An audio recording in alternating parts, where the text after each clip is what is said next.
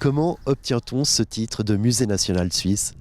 Alors l'histoire est assez longue. En fait, c'est le musée national suisse de Zurich, le Landesmuseum, créé en 1898, qui s'est dit dans les années 1970 qu'il serait peut-être bon qu'il y ait un siège roman.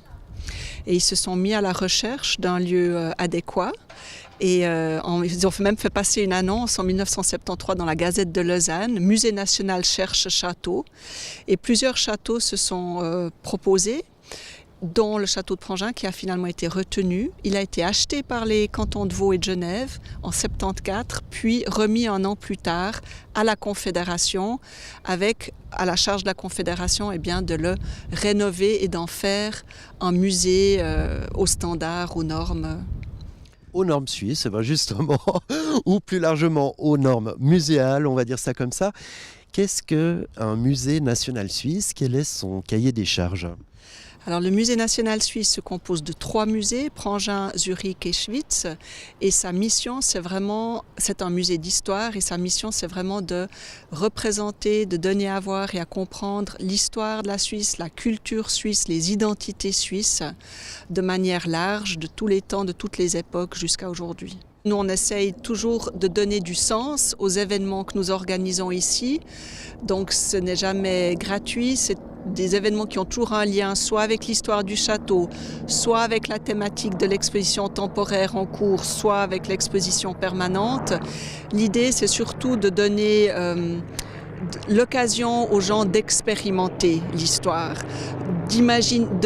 d'enfiler un vêtement du XVIIIe siècle, de se rendre compte de son poids, de ses contraintes, ou bien de mettre les mains à la pâte dans la confection d'une recette, ou bien en tant qu'enfant d'une école de venir raconter l'histoire à des adultes qui sont là pour un vernissage. Vraiment expérimenter l'histoire, c'est ce que nous essayons de faire. 20 ans, ça se fête. Et il y aura 2 highlights. Le premier, c'est une œuvre participative sous l'égide du plasticien Mouma.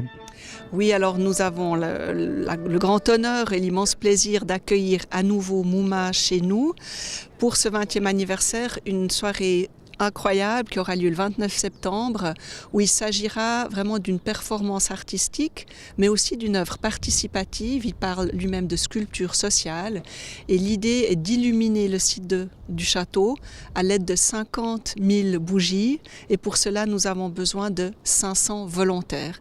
Et c'est dès aujourd'hui que nous les cherchons. On peut s'inscrire sur le site Fleur de Feu, www.fleurdefeu.ch. C'est comme ça que s'intitule cette immense sculpture lumineuse. Et pour terminer, autre temps fort qui nous concerne tout prochainement. Et là, on parle d'indienne ou plus largement de toile indienne. Oui, c'est le sujet de notre grande exposition de l'année qui s'ouvre en avril.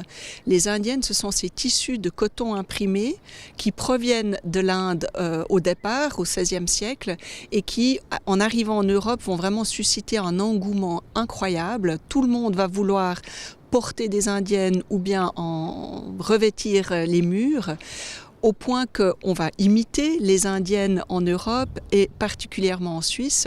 Et l'idée de cette exposition, c'est justement de montrer le rôle considérable, le rôle clé même qu'ont joué des Suisses à tous les échelons de cette industrie extrêmement lucrative qu'étaient les indiennes. Hélène Berry-Thompson, merci beaucoup de nous avoir alléchés avec ce programme qui aura lieu ici à Prangin dans le cadre des 20 ans du Musée national suisse. Merci.